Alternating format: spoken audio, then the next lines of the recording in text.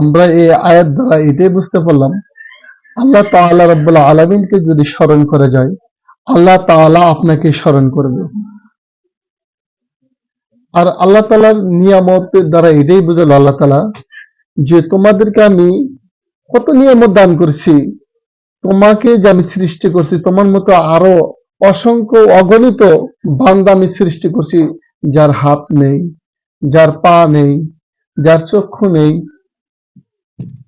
যার যার দুটা অঙ্গ একবার বিনষ্ট হয়ে পড়ে আছে। কত নিয়ামত না তোমাদেরকে আমি দান করেছি, কেনই বা তোমরা আমার নিয়ামতের শুকরিয়া আদায় করবে না? সেই জন্য এই জন্যই আল্লাহ তাআলা রাব্বুল আলামিনের নিয়ামতে না শুকরিয়া আদায় করা যাবে না। কারণ আল্লাহ তাআলা যদি চায় আপনার কাছ থেকে এই নিয়ামতটা কিন্তু ছিনে নিতে পারবে। যদি নিয়ামত যদি ছিনে নিয়ে যায়, আপনি আল্লাহ তাআলাকে কোনো দোষারোপ করেও কোনো কিছু করতে পারবেন না। কোনো কিছু মামলা মোকদ্দমা ইত্যাদি কোনো কিছু করে কোনো স্বাবলম্বী হতে পারবেন না। তাহলে দেখেন, আল্লাহ তাআলার নিয়ামত না শুকরিয়া আদায় করলে আল্লাহ তাআলার কোনো ক্ষতিও হবে না, কোনো উপকারও হবে না। কিন্তু মহাব্বত করে আল্লাহ তাআলা আপনাকে সৃষ্টি করছেন, সেই জন্য আল্লাহ তাআলা আপনাকে বারবার সিঙ্গেল দিচ্ছেন যে আপনি কেনই বা আমাকে, আল্লাহ তাআলা বলতেছে যে তুমি কেনই বা আমাকে তুমি স্মরণ করবে না, যেহেতু আমি তোমাকে সৃষ্টি করছি।